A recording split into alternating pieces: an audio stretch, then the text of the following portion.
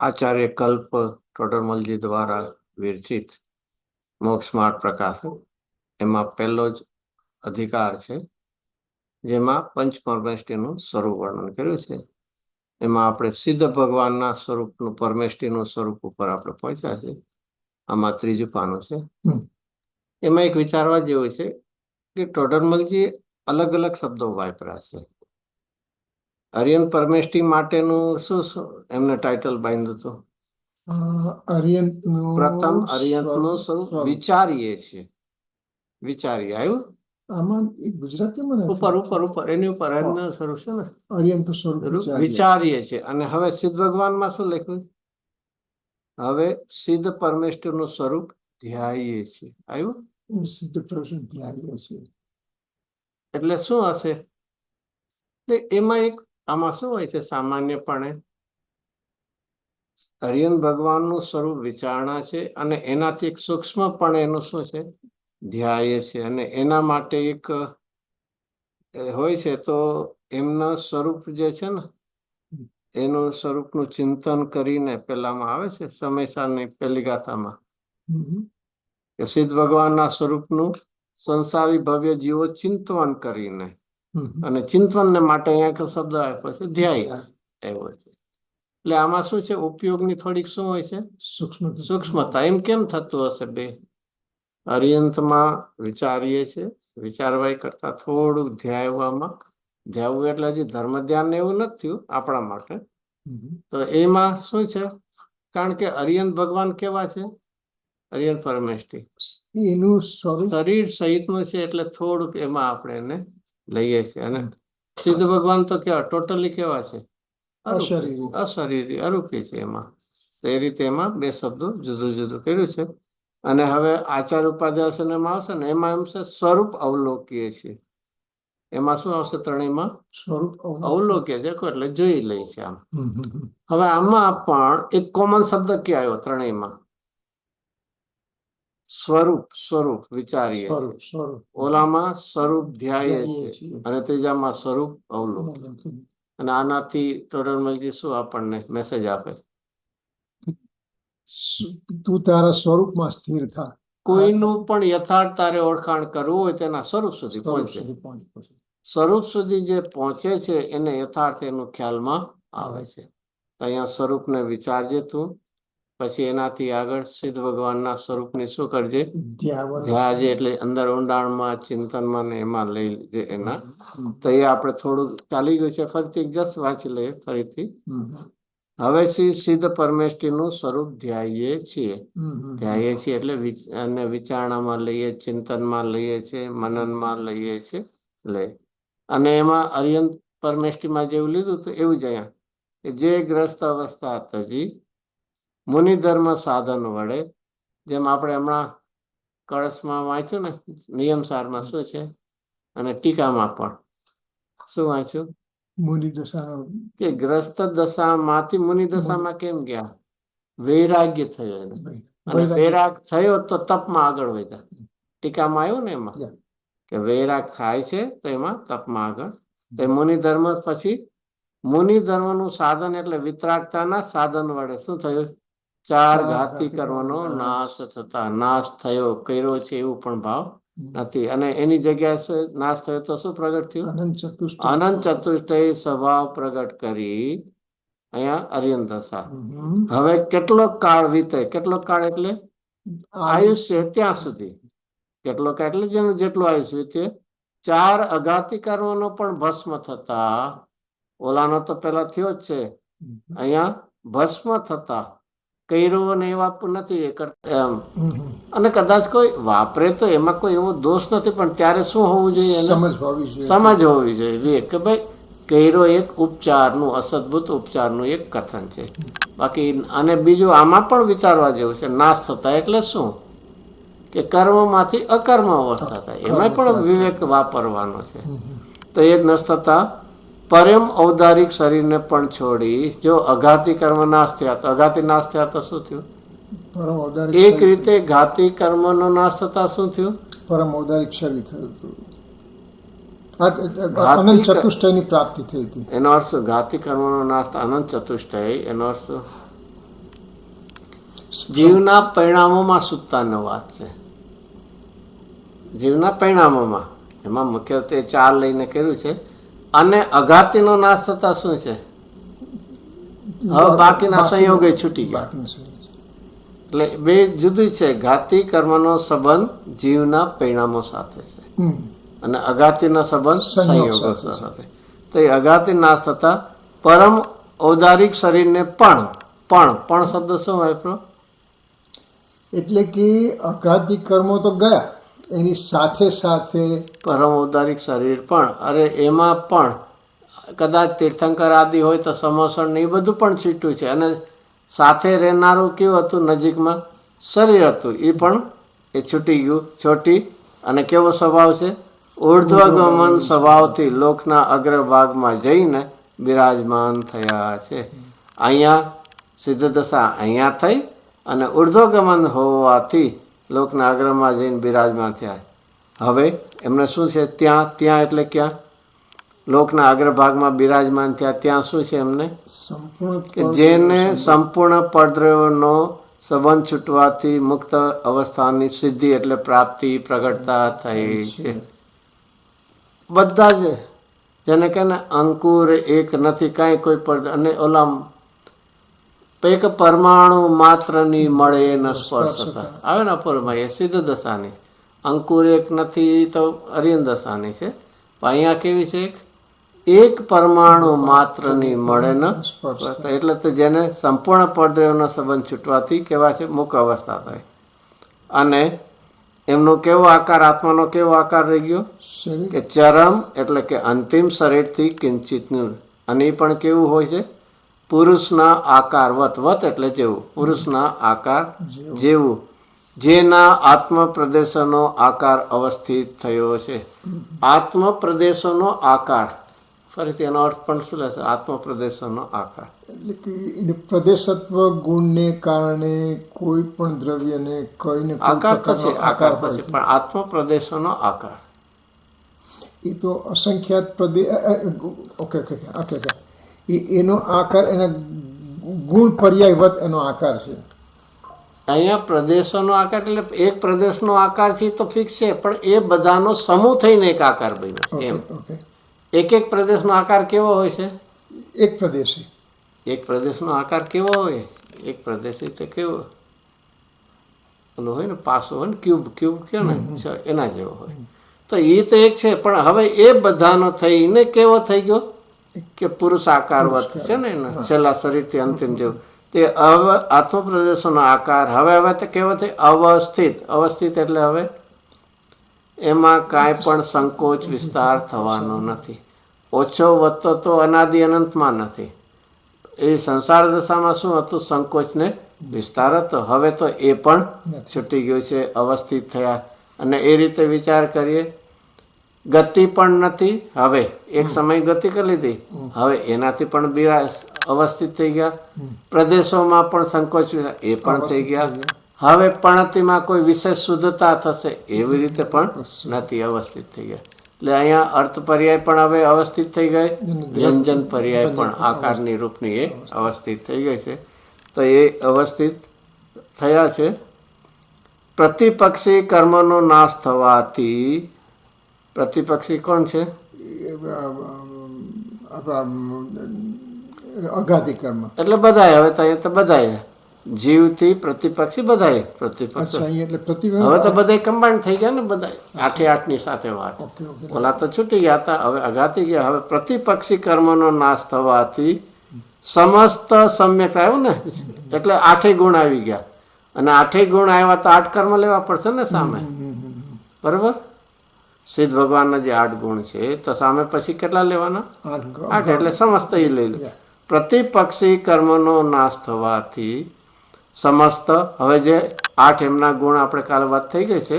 ખાલી કર્મ કેમ ના, દ્રવ્ય કર્મ કેમ ના લખ્યું, પ્રતિપક્ષ લખ્યું? અરે ભાઈ, એ બધું આપણે સમજી લેવાનું એની સાથે. એમ તો હવે તો નો કર્મ આગળ વયો ગયો છે ને, ભાવ કર્મ પણ નથી રહ્યો, ઘાતી કર્મનો નાશ થયો. એટલે એ બધું સાથે સમજી લેવાનું. પ્રતિપક્ષીમાં બધું જ લઈ લો, 8 અહીંયા મુખ્ય લઈ લો. અને દ્રવ્ય કર્મ નથી, નો કર્મ નથી, ભાવ કર્મ નથી. તો એ સમ્યક્ત્વ, જ્ઞાન, દર્શન આદિ આત્મિક ગુણો, આત્મિક એટલે આત્માના ગુણની પર્યાય રૂપના એમ. અને આપણે ગુણ કહેવાય, બાકી ખરેખર તો એ શું છે? પ્રગટ પર્યાય છે. જે પ્રગટે એ હંમેશા પર્યાય હોય, કઈ ગુણ ન હોય.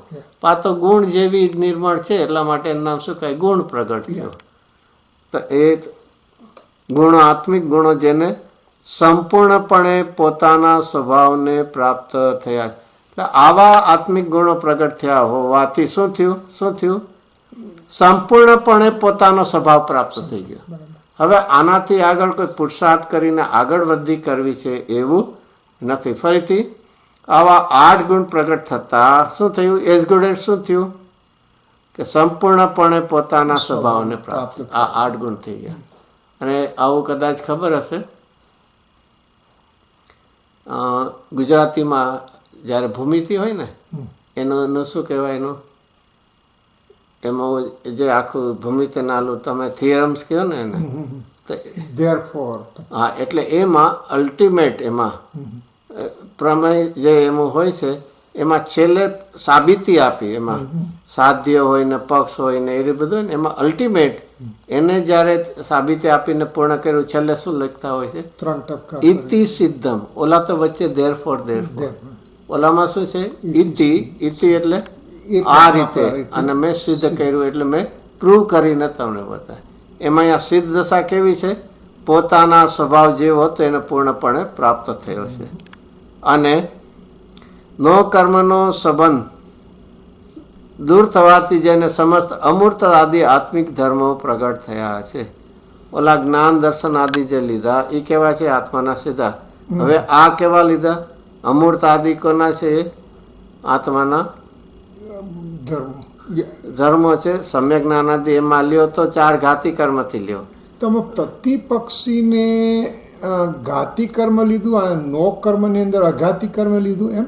હા, એટલે નો કર્મનો સંબંધમાં છે. ઓલા આત્માના પ્રતિપક્ષ એટલે આત્મા ગુણોની પર્યાયથી સ્વભાવથી વિરુદ્ધ છે.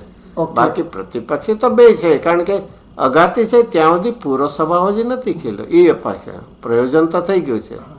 એટલે અહીંયા પ્રતિપક્ષી કર્મો એમાં 2 વાત લીધી. ઓલામાં આત્મિક ગુણો થઈ ગયા છે, અને અહીંયા થતા આત્મિક ધર્મમાં પણ અમૂર્ત આદિ બધું લીધું. ઓલામાં જ્ઞાન, દર્શન આદિ લીધા છે એમાં. તો એ નો કર્મ નો સંબંધ દૂર થવાથી જેને સમસ્ત અમૂર્તપણું થયું છે, એ પણ એક આત્માનો. અને એના માટે કઈ છે? શક્તિ પણ એક છે ને, અમૂર્તત્વ શક્તિ. હા, કેટલા? 19મી નહીં 20મી કરતું 20મી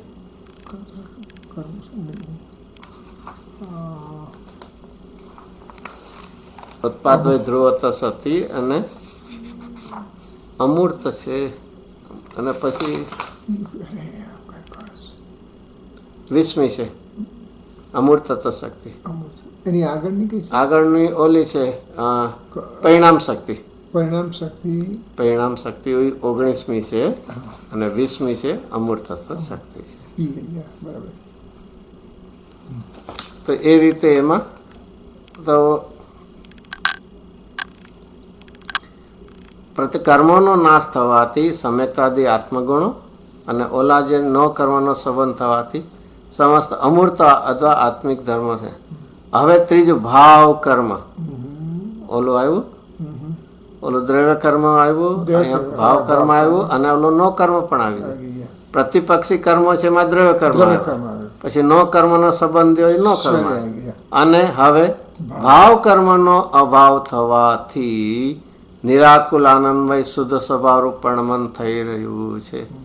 ઓલામાં આત્માના જ્ઞાન દર્શન આદિની વાત લીધી, ઓલામાં અમૂર્તપણું એનાથી વાત લીધી, નો કર્મનો એમાં અઘાતીના નિમિત્તે. ને અહીંયા ભાવ કર્મનો અભાવ થાય. હવે જો આનો અર્થ શું થાય? હવે અહીંયાથી આપણે આગળ વાંચશું, અહીંયા ત્યાં સુધી પહોંચ્યા. ભાવ કર્મ જ્યાં સુધી હશે ત્યાં સુધી શું હશે? આકુલતા હશે. જેનો અભાવ થયો તો નિરાકુલ છે, તેનો છે જ્યાં સુધી છે ત્યાં સુધી શું છે? આકુલતા છે. કોઈ પણ એમાં શુભ કે અશુભ કોઈ પણ ભાવ લ્યો, એ છે ત્યાં સુધી શું છે? આકુલતાને નાશ થવાથી નિરાકુલ આનંદમય. આ એક આનંદની સુખની એક વ્યાખ્યા, અને એ આપણને શક્તિમાં પણ છે ને. સુખ શક્તિમાં શું છે? અનાકુળતા લક્ષણ. બાકી અસ્થિ રૂપે તો શું છે? મોક્ષ કહ્યો નિજ શુદ્ધતા. જેને નિયમસારની ગાથામાં ચોથી ગાથામાં શું લખ્યું છે? સાક્ષાત મેળવા તો મહા આનંદનો લાભ. મોક્ષને માટે શું શબ્દ વાપર્યો છે? સાક્ષાત મેળ એટલે પર્યાયમાં પ્રગટ થાય છે. મોક્ષ સ્વરૂપ તો છું, પણ આ તો હવે પર્યાયમાં પ્રગટ થઈ ગયું. સાક્ષાત મેળવા તો મહા આનંદનો લાભ. તો અહીંયા એ રીતે તો અહીંયા કેવું છે કે સિદ્ધ ભગવાનને હવે મોક્ષમાં કેવું પરિણમન થઈ ગયું? નિરાકુલ આનંદમય શુદ્ધ સ્વભાવરૂપ પરિણમન થઈ રહ્યું છે. હવે જે શબ્દો છે ને, જેના ધ્યાન વડે ભવ્ય જીવોને સ્વદ્રવ્ય પરદ્રવ્ય ઉપાધિક ભાવ સ્વાભાવિક ભાવનું વિજ્ઞાન થાય છે. આવા શબ્દો ક્યાંય છે? જે તેના ધ્યાન વડે ભવ્ય જીવો, સંસારી ભવ્ય જીવો, એવો શબ્દ છે કે જેમના સ્વરૂપનું સંસારી ભવ્ય જીવો ચિંતન કરીને પછી તે સમાન પોતાના આત્માને ધ્યાઈને તેમના જેવા થઈ જાય. સંસાર સાગર તારવા નહીં, સંસારી જીવને ભાવ મરણો તારવા કરવા. સંસારી ભવ્ય જીવો તેમના સ્વરૂપનું એટલે સિદ્ધ ભગવાનના સ્વરૂપનું ચિંતન કરીને પછી તેમના જેવા થઈ જાય છે.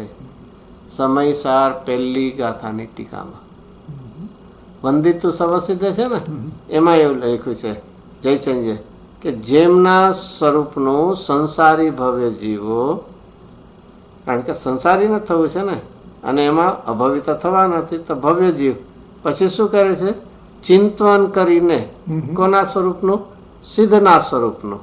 તો એવી રીતે ને જેના ધ્યાન વડે ભવ્ય જીવો, અહીંયા શબ્દ છે ને, તો જેના એટલે એમના સ્વરૂપના ધ્યાન, તો એ ચિંતન કરીને પછી ન્યા અટકતા નથી. એ જીવ કેવો છે? ભવ્ય જીવ ક્યાં જાય છે? તે સમાન પોતાના સ્વરૂપને ધ્યાઈને.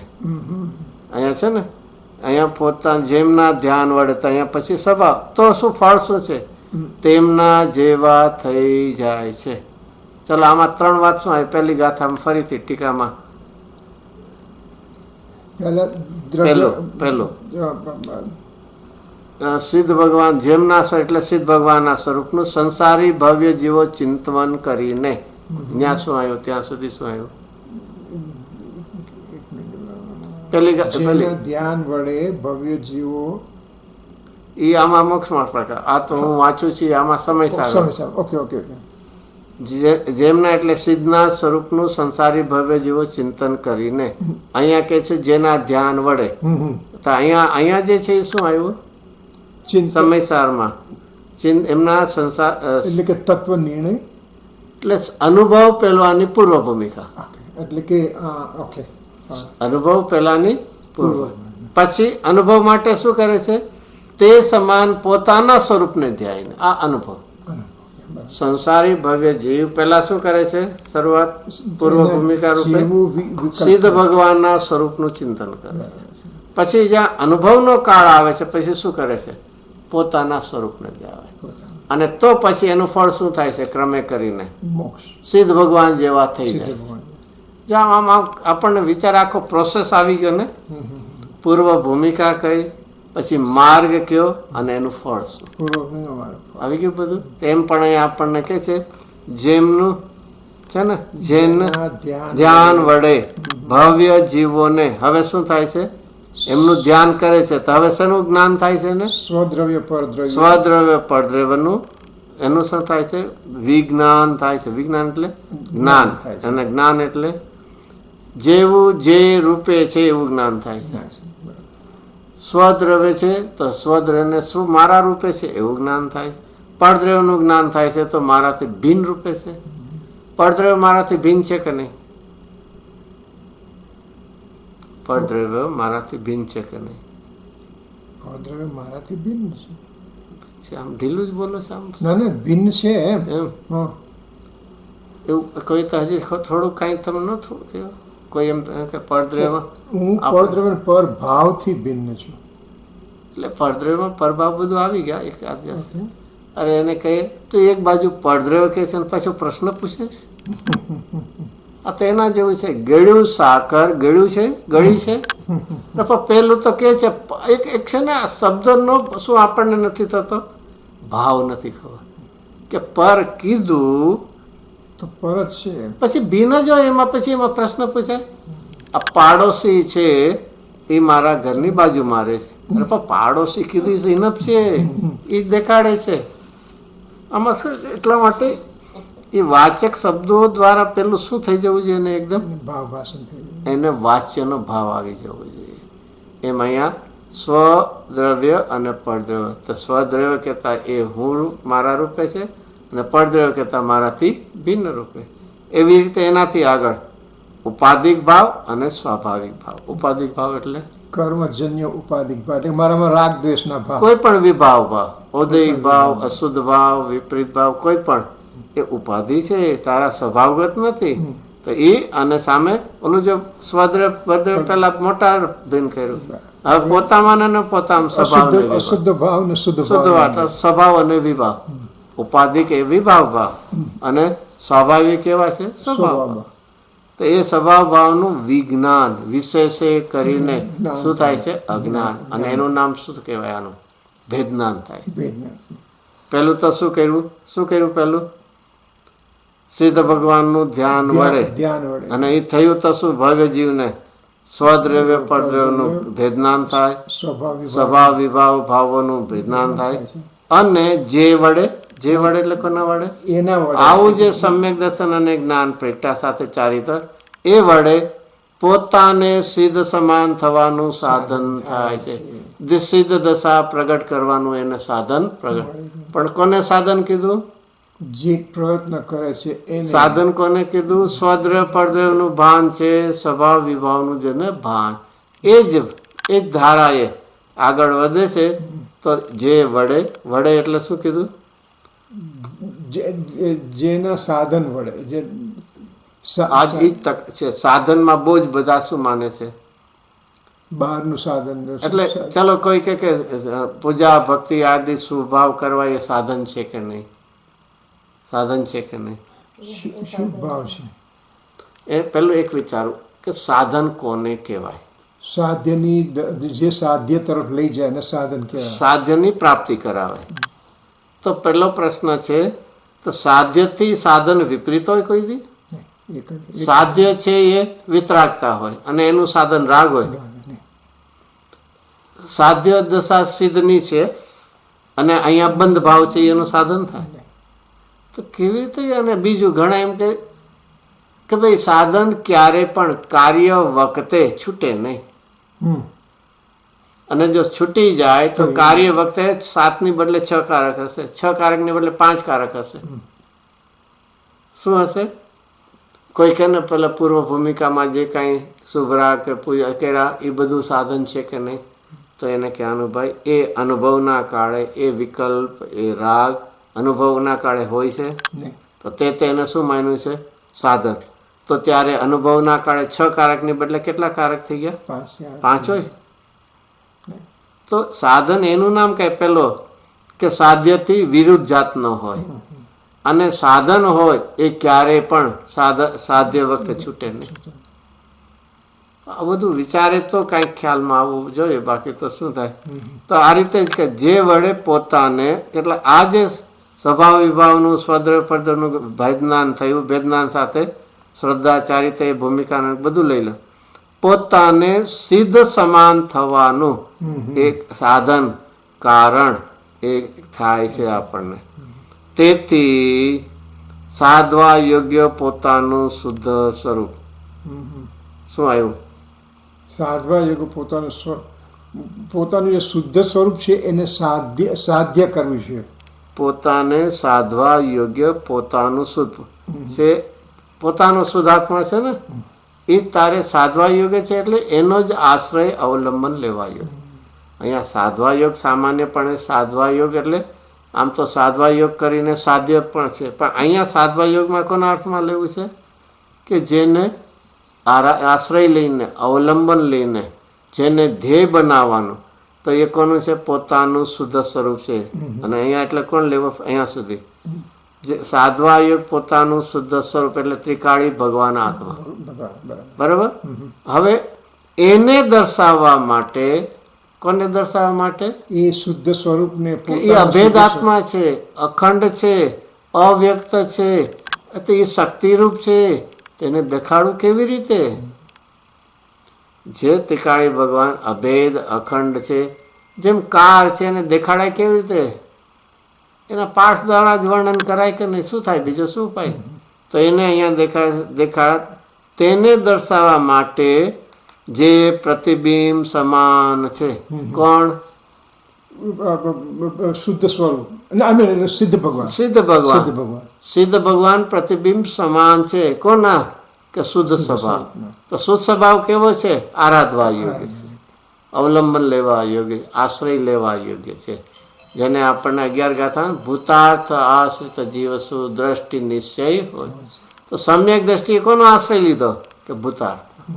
તો એ ભૂતાર્થ છે, એને દર્શાવવા માટે, બીજી ભાષામાં કહીએ નિશ્ચયને બતાવવા માટે આ શું હોય છે? વ્યવહારથી ઉપદેશ છે.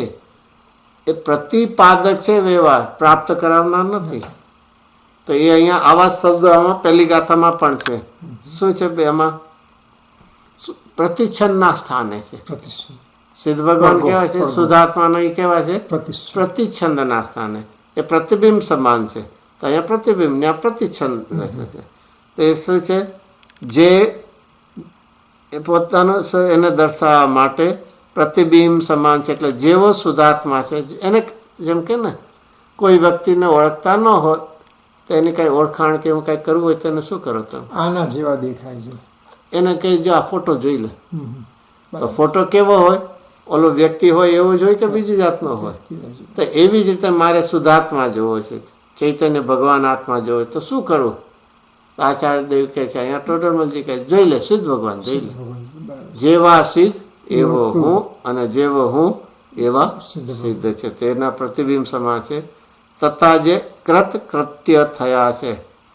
કૃત કરવા યોગ્ય, કૃત એટલે કરી લીધું છે, કૃત્ય એટલે કરવા યોગ્ય જે કાર્ય છે એ કઈ છે? પૂર્ણ પવિત્ર શુદ્ધતા.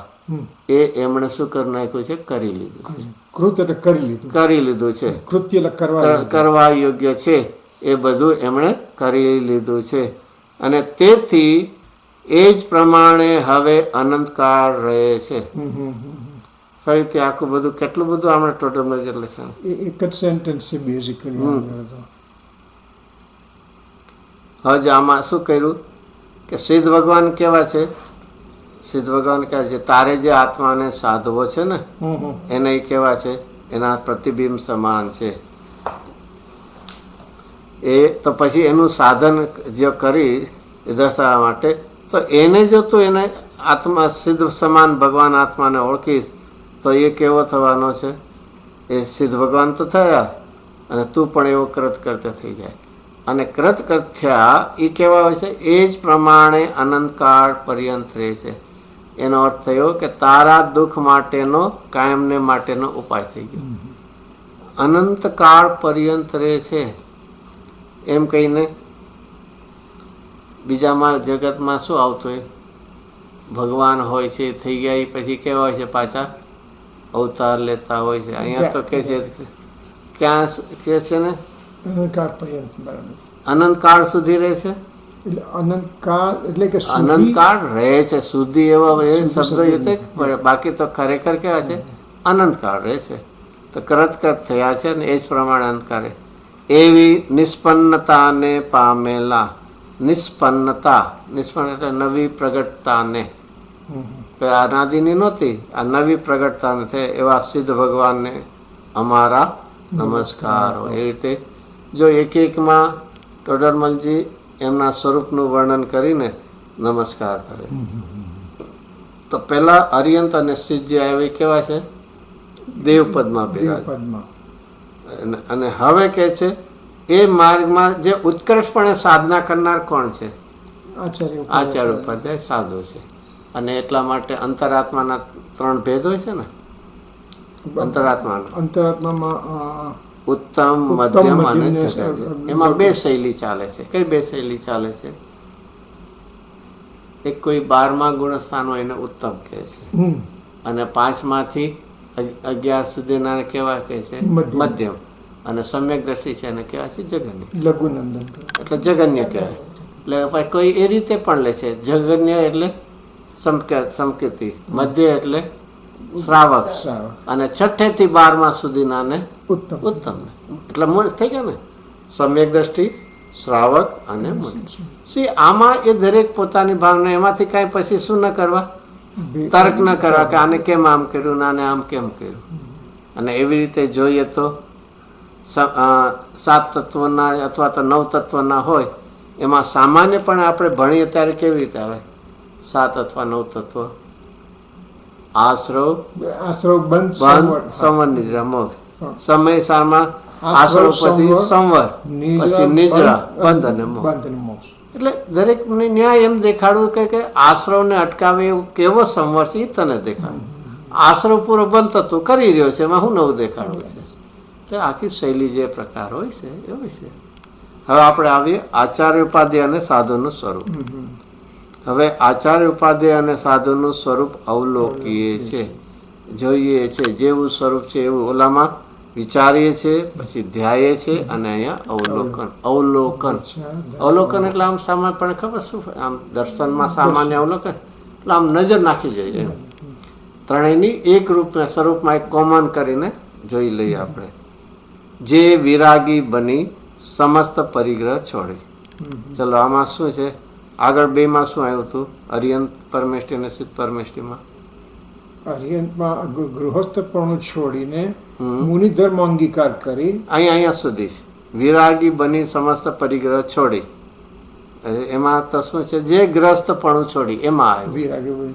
એ ગ્રસ્તપણું એટલે આ બધું પરિગ્રહ શા કેવી રીતે છોડ્યો? વિરાગી બનીને, એના પ્રત્યે દ્વેષ કરીને નહીં. આ બધા સંયોગ છે ને કુટુંબ પર, એ મને રાગ કરાવે છે બધા, એ બધી કેવી છે, સાંકળી છે ને, એ બંધે મને બાંધે છે ને. અરે ભાઈ એનું શું કામ? તો દોષ કાઢે છે, તું એમાં જોડાણો છે. અને તો પછી એને કેવી રીતે છોડે છે? વિરાગી બની, એનો તિરસ્કાર કરીને નહીં, દ્વેષ કરીને નહીં. અને એ જ વાત અહીંયા ગ્રસ્ત અવસ્થા તજી સિદ્ધ પરમેષ્ટિમાં એમ લખ્યું છે ભાઈ. તો હવે જે વિરાગી બની, જે કહીને શું કર્યું છે? આચાર્ય ઉપાધ્યાય સાધુ જે આવું કરે છે, બધા આવું કરે છે એમ નહીં, જે કોઈ કરે છે, જે વિરાગી બની, પછી શબ્દ શું છે? શુદ્ધોપયોગ. નહીં, હજી વિરાગી બની પછી શું છે? સમસ્ત પરિગ્રહ છોડી. જો આખું મોટામાં મોટું આ છે સમસ્ત બાહ્યાંતર પરિગ્રહ છોડવાની વાત આવે છે. અને પછી શું છે? અન્ય કારણે અન્ય કશું કલ્પે. અને એમાં પણ સરસ વૈરાગ્યની વાત લીધી છે. પરિગ છોડવા પહેલા કહે છે સર્વ ભાવથી ઉદાસીન વૃત્તિ થઈ. એના પછી છે ને ઓલામાં આવ્યું ક્યારે થઈશું બાહ્યાંતર નહીં, પણ એની પહેલા આમાં શું છે? ઉદાસીનતા થાય અને પછી છૂટે છે. પૂર્વસર ક્યારે થઈશું બાહ્યાંતર નિરગ્રંથ થશે. સર્વ સંબંધનું બંધન તીક્ષણ છે. સર્વ સંબંધ એટલે બધા જ પરિગ્રહ, એટલે કે પોતાના રાગદ્વેષના વિષયો બધા, સર્વ સંબંધ. માતા પિતા હોય કે પત્ની આદિ હોય તો સર્વ સંબંધનું બંધન તીક્ષણ છે. ક્યારે વિચરશું મત. તો અહીંયા એક એટલે એના પછી ક્યારે બાહ્યાંતર નિગ્રંથ જો સર્વ ભાવથી ઉદાસીન વૃત્તિ કરી અને માત્ર દેહ આ એનું આવ્યું સમસ્ત પરિગ્રહ છોડી. આવ્યું માત્ર દેહ રહે છે, માતાએ જન્મ પ્રમાણે રહે છે, બધાનો છોડી સમસ્ત પરિગ્રહ. સાવ ઓપોઝિટ વિચારવા જેવું છે. શું છે? જેને સમસ્ત પ્રકારે ગ્રહ એટલે મારા માયનાતા એ સમસ્તને છોડી, પરી છે ને સમસ્ત પ્રકારે મારા પણ મમતા કરી હતી, એને જ હવે સમસ્તપણે છોડીને આપો. તો એ વિરાગ પણ એ શેનાથી? વિરાગી ભાઈના પરિગ્રહ છોડી. અને એના માટે પણ આવતું હોય છે ને, ખાસ તીર્થંકરમાં શું આવતું હોય છે? મુનિદશા લે છે એની જ આવે છે ને, મુનિદશા પરિગ્રહ સમસ્ત છોડે. એટલે ત્યારે શું થાય છે?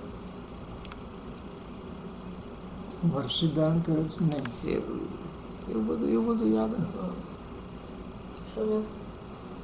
તીર્થંકર જ્યારે દીક્ષા લે છે એ પહેલા શું થાય છે?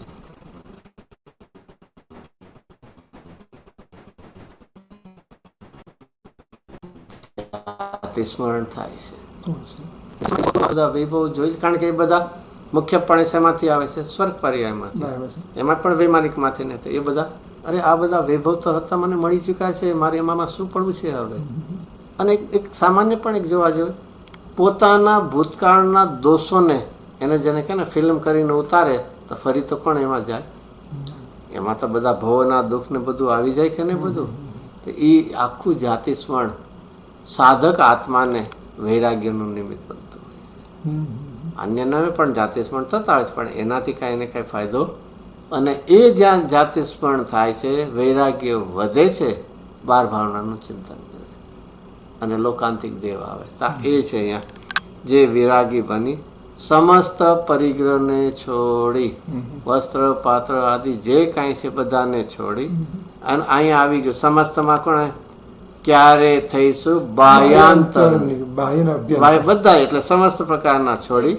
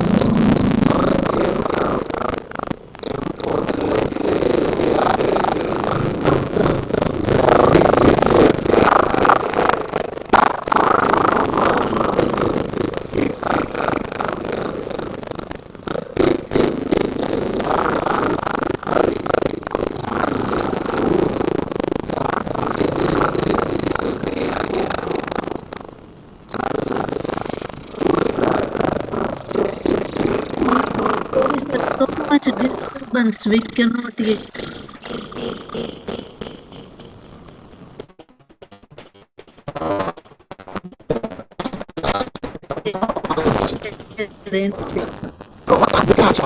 So much disturbance we cannot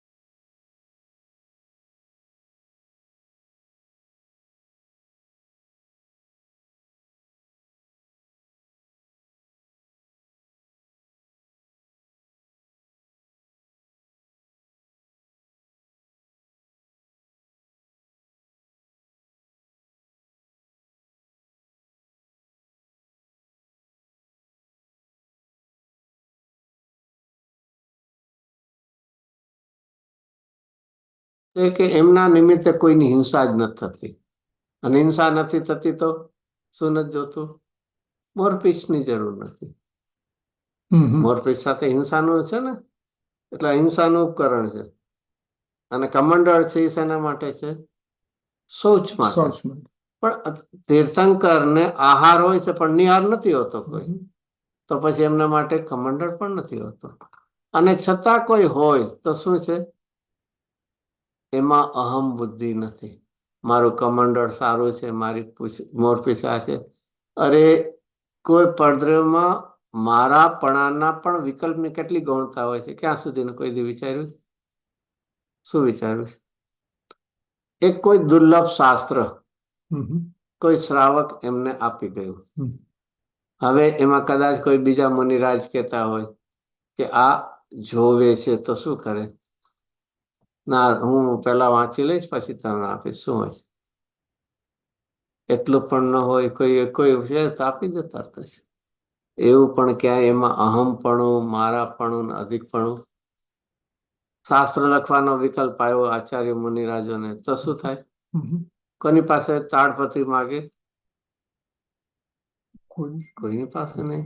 તાડપત્રીનો યોગ બન્યો, લખવાનું ક્રિયા થઈ ગઈ, પછી કોને સોંપે મુનિરાજ? કોઈ શિષ્યને કે કોઈ શ્રાવકને કે આને મુક, તો પછી લખ્યું શું કામ? તો પછી કોકને શ્રાવકને કે સોંપવું જોઈએ ને, એ સાચવીને રાખશે ને પ્રસિદ્ધ કરશે ને. તો જો મૂકીને જાઓ તો લખ્યું શું કામ? તો આ કુનકુન આચાર્યને બધા શાસ્ત્ર લખ્યા તે બધું મૂકીને નીકળી ગયા. એમાં જો શ્રાવકને ખબર હોય, પછી એ પોતે ભેગા કરીને સાચવીને બધું કરતા હોય. એ જ કહું, મુનિરાજની કેટલી નિષ્ફળ દશા છે. આ બધા દ્રષ્ટાંત છે કે લખીને એક વિકલ્પ આવ્યો તો ને યોગ બન્યો તો કરુણા બુદ્ધિથી લખ્યું. પછી એનો પછી રાગ લંબાતો નથી કે એ શ્રાવકને આપવું ને રાખશે ને કોકનું કલ્યાણ થશે ને, એવું પ્રકારના નથી વિકલ્પો એમને. એ જેને કે ને આમ જેને વિકલ્પ આવ્યો ન આવ્યો એના જેવું છે બધું. પેલું તો વિકલ્પ આવે અને યોગ ન બને તો કઈ વિકલ્પ લંબાવતા નથી, કઈ કોઈને એમ કહેતા નથી કે મને શાસ્ત્ર રચવાનો વિકલ્પ છે, જરા કઈક વ્યવસ્થા કરી દે. ક્યારેક એમ વિચાર આવે છે, મુનિરાજ હોય કદાચ આંખનું તેજ ઓછું થયું, ઉંમર થઈ હોય તો શું પહેરે? ચશ્મા તો પહેરે કે નહીં? અરે ચશ્મા ન પહેરે તો એરિયા સમિતિ જોઈને કેવી રીતે ચાલે? શું કરે? આંખનું તેજ ઓછું થઈ ગયું, દેખાતું નથી, તો જોઈને ચાલવી તો નિયમ છે ને. તો ચશ્મા તો પહેરવા પડે કે નહીં? કલ્પના નથી કરતા. જીવનમાં ક્યારે પણ ઇન્દ્રિયના વિષયના ગુલામ થઈને નથી રહેતા. નથી થતું, ચલો આપણે સંલેખના લઈ લઈએ, એવી ભાવના છે. સંબંધભદ્ર આચાર્ય પેલા મુનિરાજ હતા ત્યારે એમને ભસ્મ વ્યાધિ રોગ થયો ને, અને પછી એમને દરરોજ આહાર મળે એવો તો કઈ નિયમ ન હોય, અને એમાં પણ પેટ ભરીને ખાવું એવું પણ ન હોય. 32 કોળિયામાં પણ કઈ 32 ખાવા એવું પણ ન હોય. રોગ તો વધતો ગયો. તો એમણે શું કર્યું? પોતાના ગુરુ આચાર્ય પાસે શું કર્યું? છૂટ માગી કે મને છૂટ આપી. છૂટા માગી ને? હા કે ના? શ્રાવક મુનિપણું કે મારે મુનિપણું ના, મારે મુનિપણું તો રાખવું છે, એમાં મને કઈક થોડી એડજસ્ટમેન્ટ કરી દો તમે થોડું. એવા ન હોય મુનિરાજ. એમણે પોતાના ગુરુ પાસે જઈને કીધું મને સંલેખના કરાવો. આ રોગ છે ને 12મા એ તો યોગ બને ન બને, મારે આવી એક વીર્યવંત જીવોનું કામ છે. પણ ત્યારે આચાર્ય અને બધા ગુરુ હોય એ બધા ઘણા બધા જ્ઞાન વાળા અવધિ જ્ઞાની કોઈ એવા પણ હોય એ જોવે કે ના, તમારા નિમિત્ત તો હજી જૈન ધર્મની પ્રભાવના થાય, તમારો આયુષ્ય લાંબુ છે, અમે નહીં આપીએ. તો કે શું કરવું? કે અત્યારના તમે હમણાં છોડી દો અને પછી ગ્રસ્ત દશામાં જાઓ. આવું જીવનમાં હોય મુનિરાજ. એ કઈ ઓલા ગુજરાતીમાં શું કહે, ડરપોક કાયર છે મુનિરાજ. એ કોઈ ઉદય પ્રસંગમાં આવીને કેવા થઈ જાય, સરેન્ડર થઈ જાય. એને એવા નથી. કેવા મુનિરાજને સિંહ વૃત્તિ વાળા પુરુષાર્થીમાં. એ અહીંયા પરદ્રવ્યમાં અહમ વૃત્તિ ધારતા નથી. અર્ધ્રવ્યમાં એટલે મારાપણાનું, અહમપણાનું. અથવા બીજી રીતે વિચાર કરીએ અભિમાનથી તો શું લઈએ? મોટા ચક્રવર્તી આદિ ને રાજાઓ આદિ મુનિરાજ તો શું કરતા હોય? આવીને વંદન કરતા હોય તો શું છે? એનું અભિમાન કરતા નથી કે જો મારા સેવકો એટલા છે ને મને આટલું માન સન્માન મળે છે, એવું એ નથી હોતું એમને. તો અહમ બુદ્ધિ એ ધારતા નથી. તો શું છે? મારાપણું ક્યાં માને છે? પોતાના જ્ઞાનાદિક સ્વભાવોને જ પોતાના માને છે. પરદ્રવ્યમાં ક્યાંય અહમ બુદ્ધિ નથી. અસ્થિરતાનો રાગે ઘણો અલ્પ થઈ ગયો છે અને એની સામે પોતાના જ્ઞાનાદિક સ્વભાવોને જ પોતાનો માને છે. આ કોનું વાત આવ્યું? પોતામાં અહમ બુદ્ધિ કરી, પોતાના સ્વભાવમાં શ્રદ્ધાની, આખી શ્રદ્ધાની વાત આવે. એવી જ રીતે ઓલામાં અહમપણું નથી અને પરભાવોમાં મમત્વ કરતા નથી. ફરક પડ્યો. અહમ બુદ્ધિ અને મમત્વ, શું ફરક છે? અહમ હું પણ નથી અને મમત્વમાં મારાપણું નથી. હું ને મારા અહંકાર અને મમકાર. હું એનો છું અને એ મારા છે. આ પરસ્પર હોય ને, હું એમાં છું, હું એમાં. તો એવું એ પણ નથી. પરભાવમાં મમત્વ કરતા નથી. ફરીથી ક્યાં સુધી મમત્વ નથી કરતા? પરભાવમાં મમત્વ કરતા એટલે કે પર્યાયમાં પણ મમત્વ નથી. પર્યાય માત્રમાં પણ એટલામાં જ પોતાનું અસ્તિત્વ નથી માનતા. અને બાયમાં કોઈ સંયોગોમાં પણ એવું પણ યાદ કરતા નથી કે આ મારું મકાન હતું પેલું, અમે અહીંયા માતા પિતા મારા હતા. એવું હશે? સાવ સાવ એવું હશે? મુનિરાજને પોતાના માતા પિતા આવે તો શું થાય? ત્યાં અનુમોદન નથી. કરતા કર્મ કરતું કર્મ મનમાં પણ એ મારા માતા પિતા છે એવો વિકલ્પ નો. આખી દશા એવું છે અહીંયા તો કે ના, મારા માતા પિતા આવ્યા છે, કોઈ ધ્યાન રાખજો ને. આ મુનિરાજ નું નથી. શું દશા છે? તો ફરીથી પરદ્રવ્યમાં અવમોદિત ધારતા નથી અને પોતાને જ સ્વભાવને જ હવે પરભાવોમાં મમત્વ કરતા નથી. પરભાવ એટલે પરદ્રવ્યનું કોઈ પણ પરિમાણો અથવા તો પોતાના કોઈ રાગાદી ભાવનું પરિમાણો, બે પ્રકાર. પરદ્રવ્ય અને એ રીતે પરદ્રવ્ય કરતા આમ પરદ્રવ્ય સીધું તો દેખાતું નથી, એની પર્યાય દેખાય. છતાં એ પરદ્રવ્ય અને પરભાવ રાગ કરતી અને પરદ્રવ્ય અથવા તેના સ્વભાવો જ્ઞાનમાં પ્રતિભાસે છે, તેને જાણે છે તો ખરા.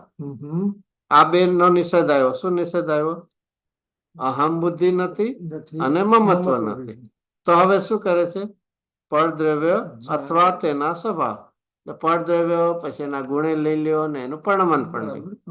સોનું એક દ્રવ્ય છે, પૂતગલ, અને એનું સોના રૂપનું એનું એક પરણમન છે. તો એ જોઈને પણ મમતા થાય એવું નથી. તે એના સ્વભાવ જ્ઞાનમાં પ્રતિભાસે છે, જ્ઞાનમાં જણાય છે, પોતે જાણે છે. છતાં જેને જાણે છે તો ખરા, પરંતુ ઈષ્ટ અનિષ્ટ માની તેમાં રાગદ્વેષ કરતા નથી. આ બધું નિયમ સારમાં એ સારું છે. 5 માળ 5 સમિતિ બધું વર્ણનમાં. મુનિરાજ વન જંગલમાં જાતા હોય, ક્યાંક મોટા જેને કે ને પેલાના સોનામોરના મોટા ચરુ દેખાય અને તો શું છે? જ્ઞાનમાં આવે, જણાય ખરા, પણ એના પ્રત્યે કઈ એમાં ઈષ્ટ અનિષ્ટ માનીને રાગદ્વેષ નથી કરતા. એમાં પણ ક્યાં લેવલ સુધીનો કે લાવ આ છે, એને કોઈ શ્રાવકને કહીશ, અનિયતિ ઈશારાથી હું કહીશ કે આ લઈને તું દાનમાં આપી દેજે. એટલું પણ જેને શું નથી? મમકાર, મારા પણ નથી. સૌ આવી છે. પણ ઘણાને એમ ન થાય. એમાં ખોટું શું છે? ઉલટાનું જૈન ધર્મની પ્રભાવનાનું જ થાય છે ને. એટલે એમાં એમ કહું કે શ્રાવક માટે કરવું કરાવવું અનુમોદન કરવું કરાવવું છે અને અનુમોદનની છુટ્ટી છે. જયારે મુનિરાજ માટે કરવું કરાવવું અનુમોદન ત્રણની મન વચન કયા ત્રણે? હજી અહીંયા શ્રાવકને મર્યાદા હોય છે. એક વિચારો એનો એક સરસ ઓલું આવે છે આમ દ્રષ્ટાંત. કોઈ વન જંગલમાં એક જીવ છે, કોઈ પણ એ તરસે પાણીથી તરફડે છે, પાણી કરે છે આજુબાજુ. એમાં કોઈ મુનિરાજ ત્યાંથી પસાર થાય. એમની પાસે કમંડળમાં પાણી છે, મુનિરાજ પાય કે ન પાય. તો જો અત્યારના જ લોકોને છે ને કાંઈ જ ખબર નથી એટલે કે એમાં ખોટું શું છે, ઉલટાનું સારું કે નહીં, એ પાણી પાસે એટલે જીવ બચશે કે નહીં. એ જીવ મેં બચાવે, એ મેં બચાવ્યું અભિમાનની તો વાત નથી, પણ એ જીવ બચશે કે નહીં, નહીં તો મરી જશે.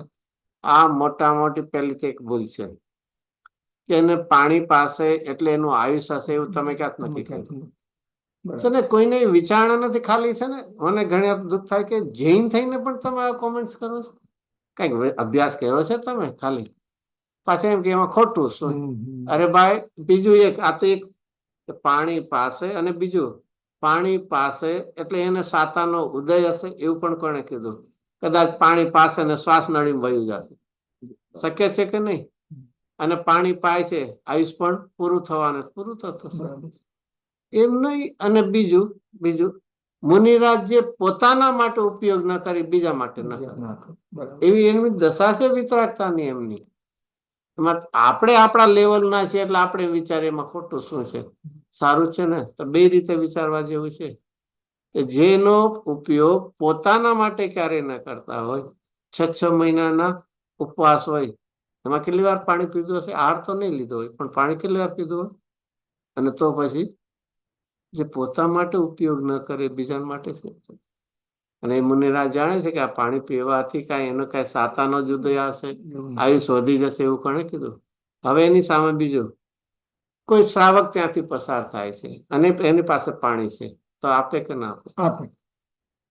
એ જો ન આપે તો એ શ્રાવક દોષમાં છે, અને મુનિરાજ આપે તો પણ એ યોગ્ય નથી. કારણ કે એ શ્રાવક છે પોતાના માટે ઉપયોગ કરે છે. મુનિરાજ જેવી એમની નિષ્ફળ દશા નથી થઈ, ઉદાસીન અવસ્થા નથી થઈ. આ બધું જ જૈન ધર્મમાં સિસ્ટમેટિક છે બધું. તો હવે અભ્યાસ કરે ને પોતાથી થોડુંક શું કરી દે, કોમેન્ટ્સ પાસ કરી દે, તો અહીંયા ફરીથી એ બધું પરદ્રવ્ય છે, એના ગુણો પર્યાય જ્ઞાનમાં જણાય છે. એને એને જાણે છે. જ્ઞાનમાં શું ફરીથી એ જણાય છે, અને જ્ઞાન એને જાણે છે. કોને? સંયોગો છે એને જાણે છે, અને ઓલા જણાય પણ છે. એ તો છે ખરા, એવું તો છે. પરંતુ ઈષ્ટ અનિષ્ટ માની, કારણ કે ઈષ્ટ અનિષ્ટ માનવા એ શું છે? શ્રદ્ધાની વિપરીતતા છે. એમને તેવું છે નહીં, અને તેમાં રાગ દ્વેષ કરતા નથી. ઈષ્ટનો રાગ અને અનિષ્ટનો દ્વેષ. એવી જ રીતે શરીરની અનેક અવસ્થા થાય છે, બાહ્ય અનેક પ્રકારના નિમિત્ત બને છે, પરંતુ ત્યાં કંઈ પણ સુખ દુઃખ જે માનતા નથી. ઈષ્ટ અનિષ્ટ નથી માનતા, કરતા પણ બધું જ નથી. અને આવી એમની નિગ્રંથ મુનિરાજની દશા હોય છે. એનો વિસ્તાર પછી આગળ. Any questions? I'm sorry, my computer electricity was going out, એટલે થોડો સાઉન્ડમાં પ્રોબ્લેમ થયો હતો થોડો, પણ I hope કે everything was okay later on, you know. Any questions?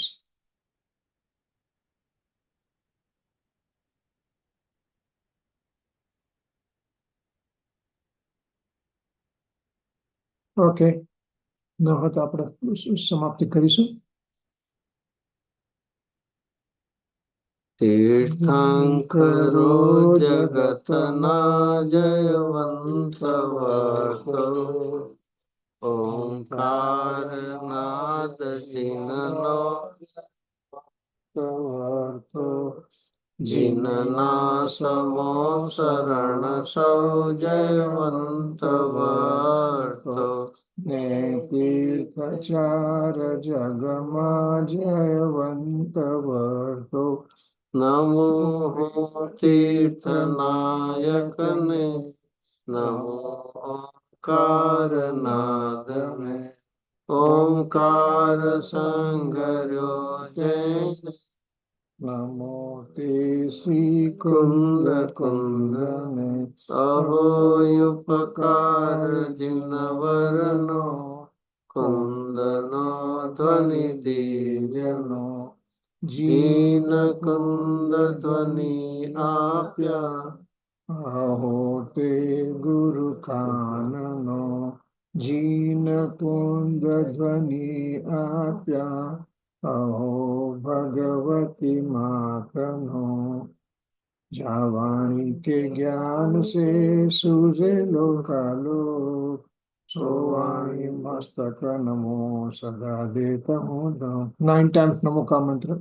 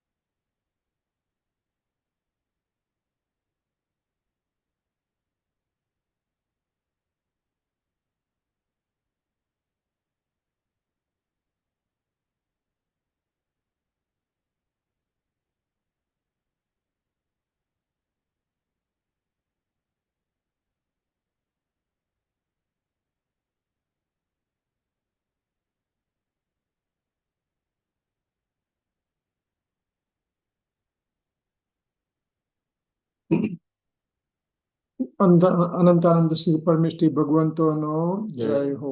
ऋषभादि महापरंचतुर्विंश तीर्थंकर भगवंतो नो जय हो। श्रीमंदरादि विश्व तीर्थंकर भगवंतो नो जय हो।